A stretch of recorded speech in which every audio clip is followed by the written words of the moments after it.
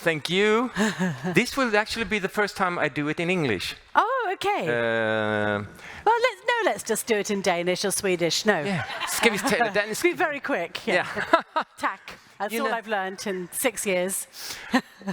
Exactly. You've been here a lot of times. Yes. But first of all, just to introduce the thing we're doing here, we have, as you see, no moderator, because, as you know, they have to be really polite and ask the right questions. Sometimes we even get a mail before, is it okay that I ask this? And do you want something else that I want to? You know, it's very prepared, polished, and this is something completely different. This is kind of a chat we have afterwards, after the stage, Yes. with no audience. So we don't see you there, but it's a secret place here, so everything we say here will stay here. Stay here. Yeah. And in this room. yes, so we are not here to sell our books, actually. No. So I will take this away, because this is, I mean, you all read it, it's lovely, it's perfect, but this is, you know, the publishers, they want to sell the books, but this is another talk. Okay. So, I just want to ask you, did someone listen to me and Mikael Katz-Krefeld yesterday? Because I had an anecdote there. I don't want to take it once more to bore you out, because normally we start just to warm up with, if we had some really bad, like, signing experience, you know, back in the days. Yes, yeah. And I had, actually the first time with my debut, you know, I'm from Sweden, and we have this, maybe you've been there also, in Gothenburg. Yes, yeah, I have. The yes. big fair. Yeah, the big fair. Yeah.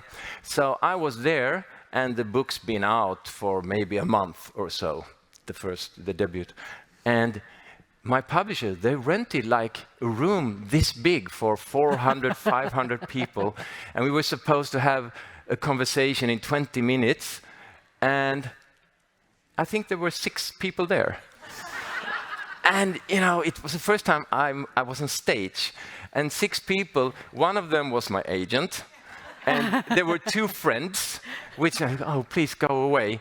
And the other 3, they actually went to the wrong room, because they wanted to go to Siri Hustved that was beside, and that was fully packed.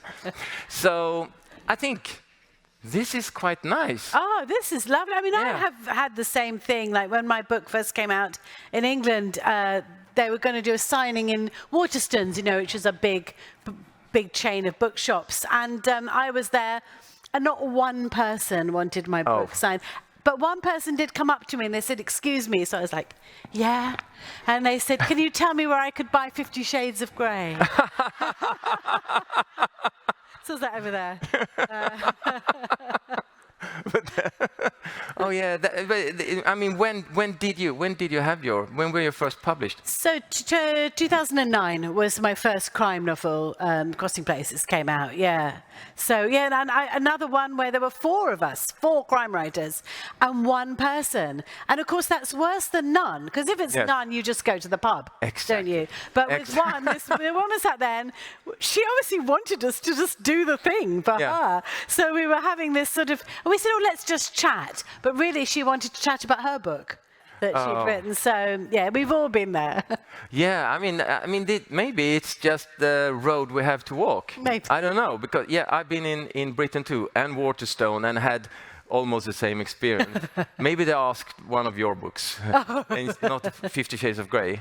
But I think it's, you know, you have to be, you have to be lonely and sit down and do the actual work, which is very introvert, and then suddenly you have to go out and be this extrovert.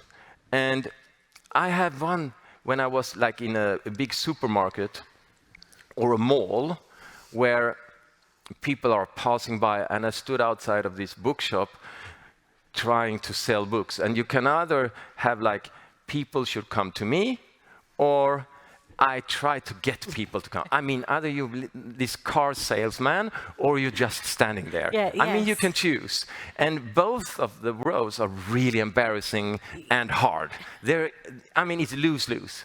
And I choose, one time I chose to try to be the car salesman and say, hey, you should buy a book. People were passing, you know. Hey, well, have you read my latest crime novel? And they are like, who are you? And they're trying to walk around me because this mad guy, you know. And then eventually a man came up and he took one of my books and said, well, you know, I don't read crime novels.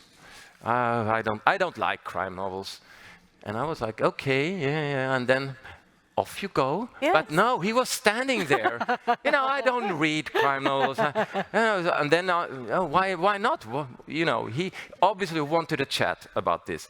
Oh, it's so much dialogue. Yeah. Have you ever heard the one where people say, oh, you know, usually I read good books, but occasionally I read crime. Yeah, that's... I'm just reading your book because it's a bit of a break from reading really good stuff. Oh, thank you. That's great. Yeah, and it's like, wait, I didn't ask you what kind of books you read, but it's very important for you to tell me. And actually, this guy was like, he asked me, do you have a lot of dialogue in your books? Lots of dialogue? Like, yeah, because he's so much dialogue in crime novels. I was like, oh, I haven't thought about that one. And I don't know if I have. So he took one of my books. Listen, look, dialogue. That's what I said. Oh. And then he went. Yes. So he had a dialogue with you about how much he hated dialogue. Yeah. Spot on. Yes. But why are people saying, well, I don't read crime novels? I don't know. I also met a man who was taught at university, and he said, I just don't read books by women. I mean, you know. That's really strange. That's super strange. Yeah. One thing I wanted to ask you, now we're getting a bit warm here. When did you last do something illegal?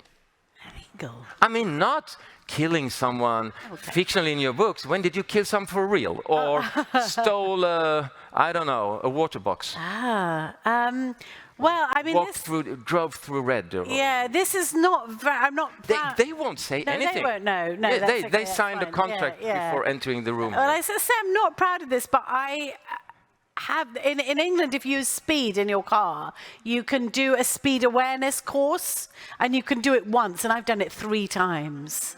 So I am. My dad was a racing driver, I think, but I only have like a Fiat 500 little car. But I'm afraid I have. Yeah. So how fast did you drive? I can't. It wasn't that fast. But you know, I thought this can't be true. So I said, "Can I have some proof?" And they sent the photo, and there's me with my dark glasses on like that. So I was me. Was it out in the countryside? No, it was on the coast. I live in Brighton, so it's just on the coast road by the sea. There, it's a nice big open road driving. Lovely scene. Sea on one side. Yeah. Yes. No, not that. That's good. That's not good. What about you? What's your last? I have this last year. I guess that was the last time I did.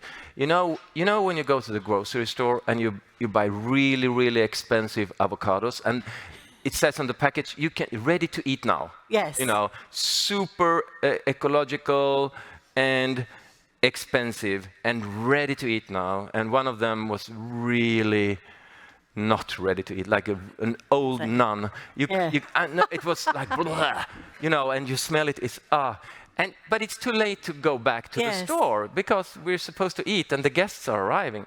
So I was like, they owe me avocado. So you know, there need to be a balance in the system, and right there it wasn't a balance. So next time, maybe a week later, I went to the store and. You know, you can scan yourself, and then you pay, and then you leave. And I had this plan. Need to have balance in the system. So I didn't need an avocado at that time, but, you know, orange marmalade or something. So I thought I chose the orange. That's the balance. So I didn't scan it. I scanned everything else, but the orange thing got down in the bag. And then when you're supposed to pay, you know, you do all this and and scan the QR code. Then it said, we need staff here. You know, it's like, I'm like, what? Not now. Sometimes they do these random checks, you know. Of course, it's normal, but not now. So, you know, this is how stupid I am. I deleted the app and started over again and thought, now I'm free to pay. It's like, call staff now, you know. And I said, but I wanted my orange for free, my marmalade, because I needed the balance. Yeah, yes. So I went to the cashier, I took everything up, and I told them, I got this, can you help me? And they just, and then it was, and I was like, now I have a story to tell on stage. So yes, that was the last time I did something really, really illegal. I guess, yeah. I think, you know, getting a free avocado is a very middle-class crime. Yeah, but it's still a crime. It's still a crime. Maybe it's not a novel. No, well, maybe not. Good. But these things start, they can be the start of something, can't they? It's always starts somewhere. It starts small, Yes. and then it goes. So you mean it takes more and more to get the same balance. You know? Yes, yes. So balancing the universe. I think we're having something here. I think so. Yeah, it starts with an avocado. The title, Unbalanced Murder. Yes, yes, yeah. Balancing the scales, and then you could have the scale with the avocado on. Yeah. Going too far. But I mean, when you in the writing process, what is it that makes you tick? When you feel that, this is an idea that I should, you know, bring the rest of this year working around. Because there's some, you know, there is always a small avocado thing, Yes, you know, that makes the tickle and the creativity to sparkle. And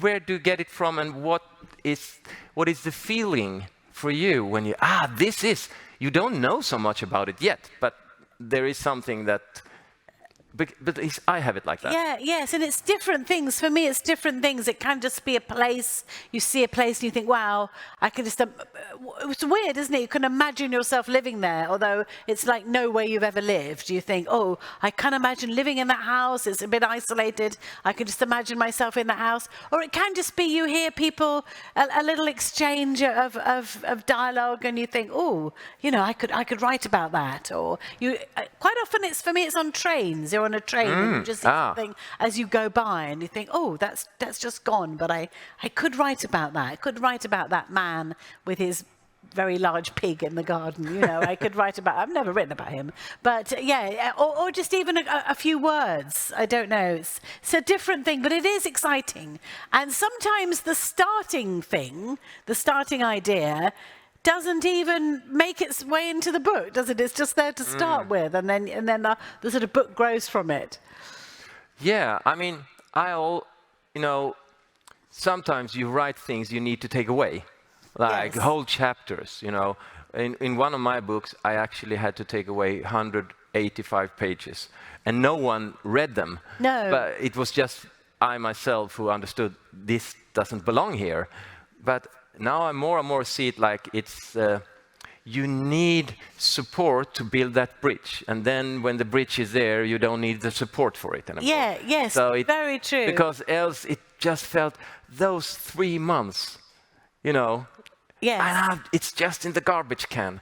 I was really pleased with myself in the book I've written recently because I thought I've got a really good idea for a joke, and the characters do Wordle. I don't know, do you have Wordle here? Where it's like a little word thing. Yeah. And I thought, what's a great thing between Wordle and murder? Myrtle. So I wrote a whole chapter called Myrtle. And then this guy brings out a book called Myrtle. And I had to get rid of that whole chapter. It's very annoying. That is annoying. It is annoying. But then, you know, I have a lot of colleagues that have the same, like, oh, I've been working with this story about, for instance, climate change. And then another colleague came out with his novel first. Yes.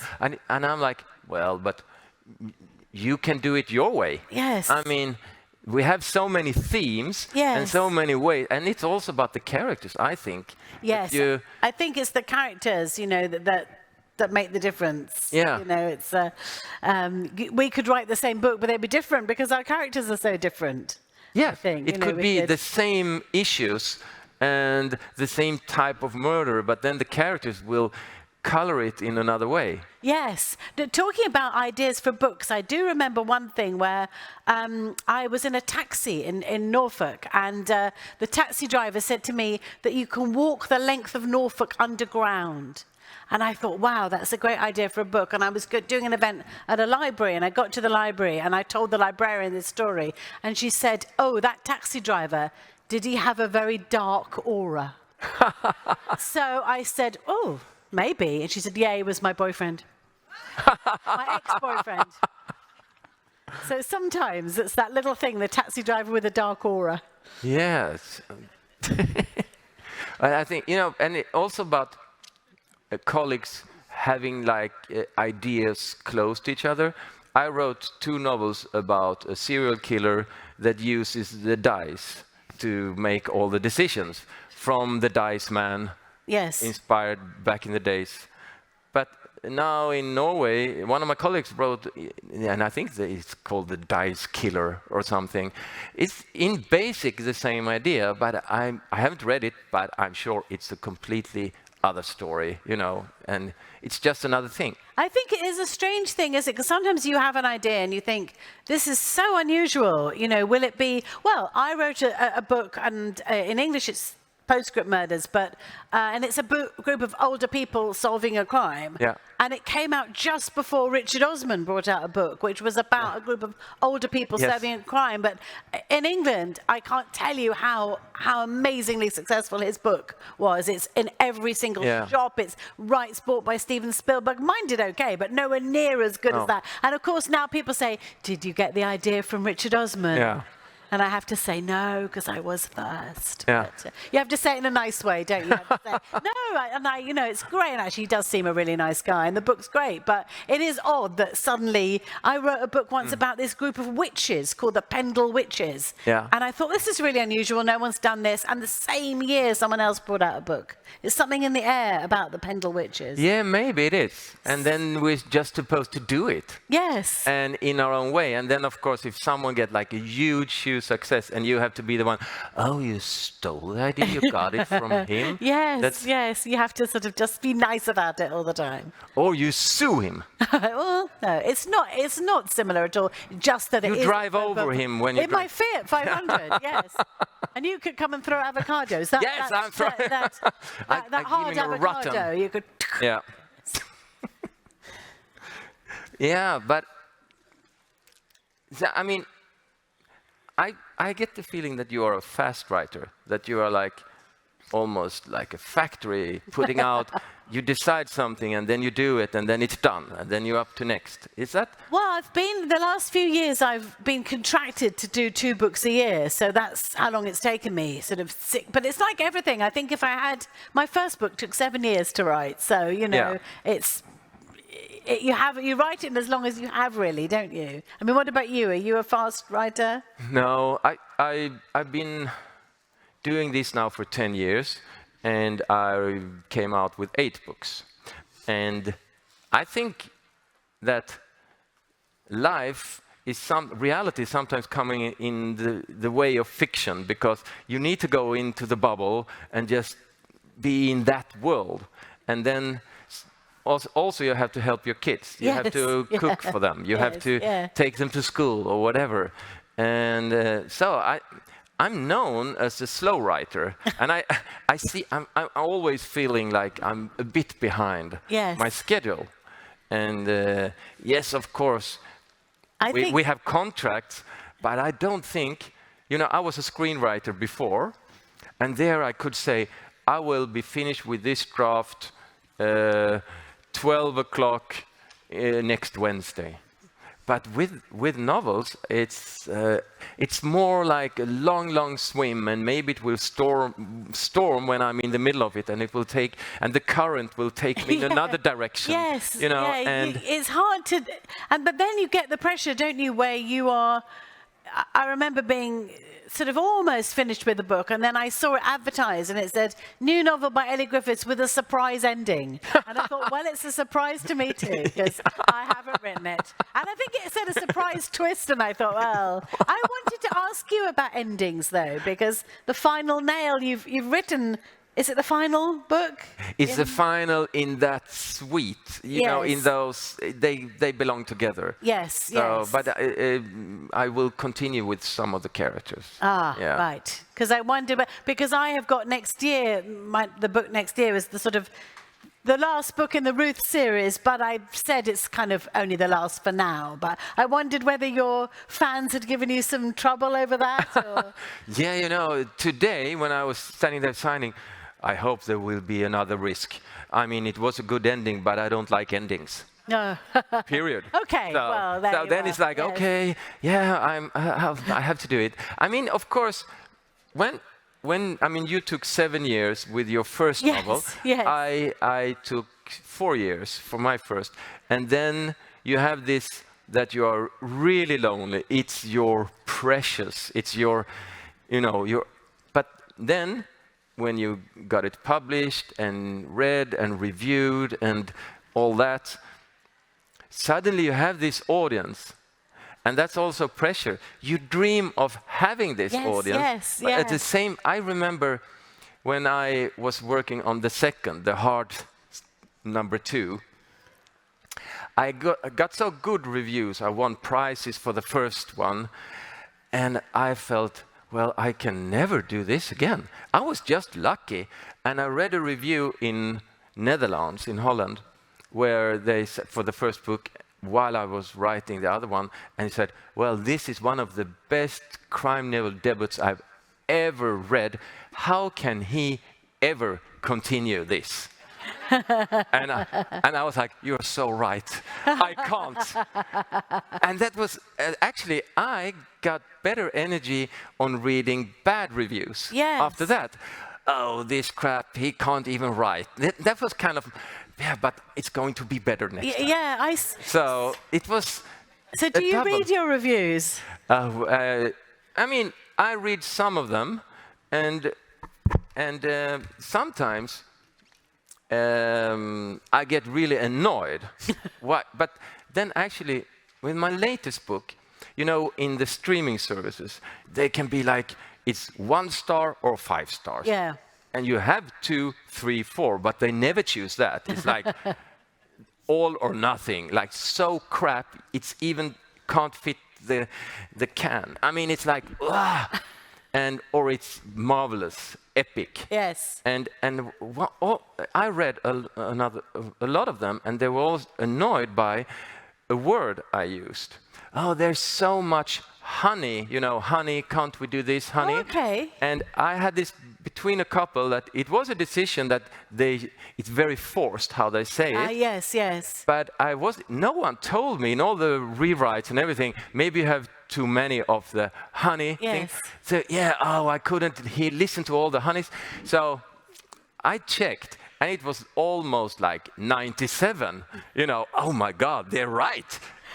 And we need to do something about it. So I went through, you know, it was out, and I talked to the streaming service. We have to do something, and they helped me out. So we took it down to like 20 or something. And now you don't get that call. Oh, okay. So yes, I do, and sometimes they're right. Yeah, I mean, I must admit, I don't read reviews because I do get really upset if anyone says anything bad, you know. But occasionally, it wasn't a review. People messaged you. Someone said, I couldn't read your book, unfortunately, because it has an electric car in it. There you are. And I drive an electric. And they said, you obviously were paid to put in this electric car. Well, clearly I wasn't. But, I mean, it's a strange reason not to. And actually, it was a plot point because it was quiet. So nobody had heard it. And that was important for the plot. But how did when is the electric car well, it's quite a long way in. It's quite a long way in, That's interesting. So she'd read a long way and she's like, no, thank you. I was like, not reading any more of that. So, I mean, it's odd, the reasons why people... And I think you can, if you want to, which I would never want to, find out at what stage people give up on your book. Yeah. So I just don't think I want to know. No, but did you get more comments like that, you know, where people are really pissed off? Something that you wrote, this is not okay. Why did you do it like that? Well, you know? Yeah, I mean, in my first book, I did say this yesterday, my first book, a cat dies. And you should never do that. I mean, Never kill I the have cat. killed a lot of humans. Yes. I don't want to show off. No one bothers but about I that. have. Nobody cares about that. But, cat, no. People still write to me and say, how could you do that? So every cat in my book now lives forever. I tell you, there's never... It's not 9 lives. They have 99 lives. My heroine has a cat, and my God, that cat's going to live. I'm sorry, I tell you all now. It's getting grumpier and grumpier. Older and older, but no, he's going to live forever. But yeah, it is funny that I can sort of understand it. Do you know there's a website, and it's called Does the Dog Live? No. And you can look, if you're reading a book, you can look on the website and see if the animal survives.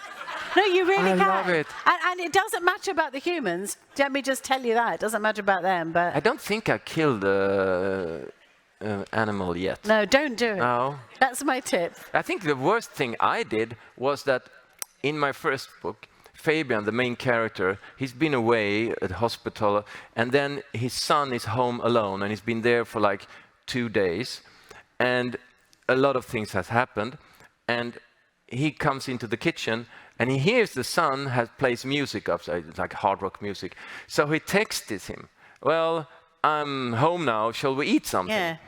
Instead of going up. And we know, as a reader, something happened to the son. He just doesn't know it. And then people were so annoyed. How could he just text when he's there? Oh, he's a really bad father. And I was like, that's not mine doing. Oh, dinner is ready. Since text messaging went for free, I started to text at home. I don't know, but obviously that is really... People were dying all over the places. Yes, terrible fathering. But he texted his son. No. And people, in Poland, Slovakia, everywhere, I got this question. Why did you choose to? That is a really bad parenting. He went up, a couple of pages later and finds out the son is not there. Yes. I'm scared to read this book now, but it is true that it's really disconcerting when you put a character that does something you do all the time. People say, well, that's weird. And you think, oh, is it? Yeah. Somebody said, why does Ruth eat so much pasta and drink so much wine? I thought, oh, that's exactly what I do. Yeah. I think I've given her, she eats what I eat and she drinks what... I thought, oh, wow, okay, maybe she does drink too much wine. But how you also, because I do that, when I'm hungry writing, Fabian starts to cook. Yes, oh, right, yes. It's all, so you know that when he's like cooking something, the author is hungry. Yeah, that's an interesting one. And sometimes when a character eats something horrible, you do think, oh, I don't ever want to read that anymore. Or if they don't eat at all, because I'm glad that Fabian eats, because sometimes you have characters and they've gone the whole book and they haven't stopped and had nothing to eat or drink. Yeah, they never go to the toilet or do anything. Never go. Stop, go to the loo, have a drink, have a glass of wine, please. Well, feed the cat. Go and see your son. Feed the cat that never dies. Yeah, feed the cat that never dies. Go upstairs to check on your son. Yeah, yes. Go and check to your son. We learned something today. Well, we have. We have. Well, I say thank you. Thank you. For coming up with me here and spilling it out for a fully packed audience been lovely. Here. It's been great. Thank you for listening to us. Thank you. Thank you. Great. It's fun. Thank you.